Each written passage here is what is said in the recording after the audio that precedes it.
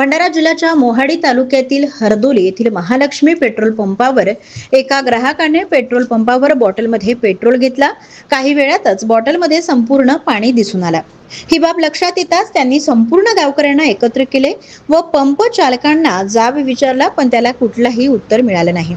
शेवटी याची तक्रार मोहाडी तहसीलदार यांना करण्यात आली आहे आणि या प्रकारामुळे वाहनांचे मोठ्या प्रमाणावर नुकसान होण्याची शक्यता असून थेट ग्राहकांची फसवणूक होत असल्याने लोकांमध्ये रोष पसरला आहे। ग्राहकांच्या म्हणण्यानुसार इंधनामध्ये पाणी मिळाल्याने केवळ आर्थिक फटका बसत नाही तर वाहनांच्या इंजिनचेही नुकसान होऊ शकते। त्यामुळे या प्रकरणाची सखोल चौकशी करून दोषींवर कठोर कारवाई करण्याची मागणी होत आहे।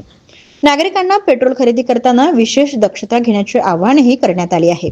तर गत 3 दिवसापासून संततधार पावसामुळे सदर पेट्रोल पंपावरील टाकीत पाणी शिरले असल्याने सदर प्रकार घडला असावा असाही अंदाज व्यक्त करण्यात येत आहे।